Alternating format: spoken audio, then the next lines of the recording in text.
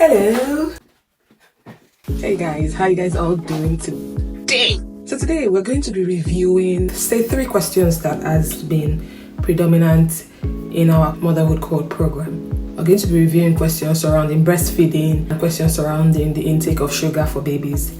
Let's see how our typical response in the community or in those cohort programs look like. So this particular question was sent in last week on the 12th of April. And then the mother said, "Good morning, beautiful people. Please, can breast milk spoil inside the breast? I had to go somewhere on Wednesday and couldn't return till Thursday evening. My baby is 9 months. I'm told not to breastfeed him, that the milk is not good again and will pain his stomach, like it's gonna hurt the stomach." The second question is another one from a mother who just recently gave birth, or the baby was preterm. And then she says, "Good morning, doctors and nurses in the house. I would like to find out if I can start pumping my breast for my baby to produce breast milk. I had a preterm baby, but I just want to start pumping very soon since I can't latch the baby on right immediately. Is it something I should consider doing?" That's the second question. The third was about sugar, because I'm going to be dealing with 2 typical scenarios: breast milk and of course sugar. The next question was about sugar.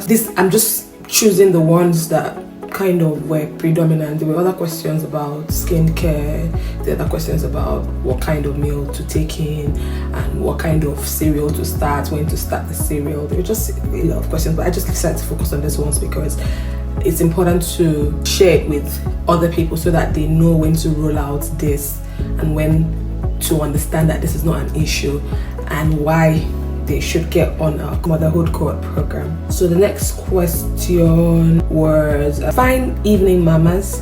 Please, can a 1-year-old take sugar and honey?" I'm going to start by answering the first question, which was about stale breast milk. So this is how breast milk production works, if you don't know. It works by the body sending signals to the brain to produce breast milk. That's simple. So if you have not kind of latched up your baby on the breast, doesn't mean, it literally means that breast milk is produced fresh, and each time you latch your baby on, your baby is taking on fresh. It's such a mystery. I know it's difficult for us to understand because obviously we think breast milk to be like our regular food. Say if you keep your food on your gas cooker and then you leave it without preserving it, you come back and meet it stale. But hey, this is something that we are supposed to use and admire our utmost creator, God, because we don't understand how he was able to make that possible. So breast milk is literally produced when a signal is being sent to the brain to produce, to the hypothalamus, that's what it's called, to produce. So when the signal is sent to the hypothalamus, it triggers the hormone called prolactin to produce breast milk for the baby, and that can only happen when a latch has been taken on. So when the latch is being achieved, and if you haven't seen a video about how to achieve appropriate latch, I'll pin it somewhere in the description. I could pin, if you're watching this on Instagram, you may have to go to our YouTube channel to see it, but if you're watching this on YouTube, if you go to the description, you'll find a video about latching on right. So the moment the baby latches on right, there is signalization taking place to the hypothalamus. Hey, start producing breast milk. When that does not happen, that's another story for another time. There is something wrong. Now, the other part where the mother who gave birth to a preterm was unable to latch almost immediately, wanted to, obviously we teach about latching on early because it's very important for breast milk production, and then she was already wanting to pump. Now, the pump and the latch is not the same thing. I hope you guys know that. It's not the same thing. So if your baby is latching onto the breast, there is a signalization taking place because the mouth has signalized it. But at that time, the pump is only meant to help you express when there has already been a signalization sent to the brain. Now, for you to use your breast pump, you must have achieved the first initial latch with the baby first before thinking about using the pump, not using the pump first.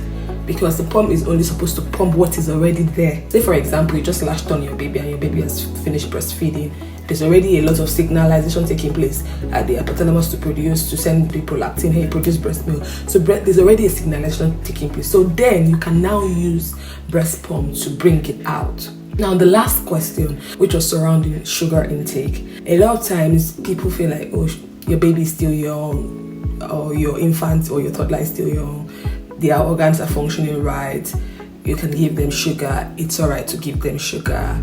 Some other theories say, oh no, take your children off sugar entirely. Well, it is important that we know that most of the meals that your baby is going to eat contain some carbohydrate that might eventually break down to sugar, and it's necessary for energy production. So instead of artificial sugar, like outright sugar, you can get other energy sources from some carbohydrates, some other protein sources, by giving them natural means of sugar. Yes, we understand that your baby is still young, the organs are still young, they can filter and all of those, the liver is still good, the kidneys are still functioning, but you don't want to start overwhelming the kidneys and the organs of your baby, the pancreas and all of those almost immediately. You want to consider using some other simple sugar that the body can easily break it down for your children. That's why when we say don't keep your children on sugar, it's not necessarily us trying to say make it sound more seriously than it should, but it's important that you begin the healthy choices in time, not necessarily cutting it off entirely, but making sure that they get appropriate nutrients, because when you fill up your baby with so much sugar, there's usually no space for them to take on other things, and that way they are deprived of the appropriate ingredients. Now, I took this time to break down what we usually would talk about in our cohort programs. Our cohort programs is not just about answering questions, it's about enlightenment, it's about support. Now, all of these things I just mentioned to you, the mother with the preterm baby literally had to suffer, almost get into depression. So these are surrounding questions that may lead to a trigger of stress, that might lead to a trigger of feeling lonely, or feeling why is my own different, or feeling why can't I just get it right, why is there a problem with me. So these are underneath issues that can lead to a trigger of mental health disorders in pregnancy and postpartum, and that's why we are there to pad, to make sure that there is a less possibility of experiencing those mental health disorders by providing you with, take note, the right information. That's why we have nurses and experienced mothers in the cohort program to support you, to give you the first-hand responses that you need for your pregnancy and your postpartum journey. And so this program is for first-time mothers. Could be a second-time mother who might be looking out for access to information, and it's just for 4 months. With 4 months, you are enabled with the information that you need. You may not have to sign up for it in your third, fourth, fifth pregnancy, but if you can sign up for it in your first, second pregnancy and access the right information that you know, we're sure that you can at least give it back to another mother, because now that you know, we have enlightened you, you can help us enlighten other mothers in the community, and that way we can create a better society for all of us. Now, if this is something that you want to do, run to the link in our bio, or if you're watching this on YouTube, click the link in the description. You will be able to see a link where I have attached it for you to sign up for the July cohort program. It's just going to be for 4 months. There is a chance for you to draw to get 20,000 naira to shop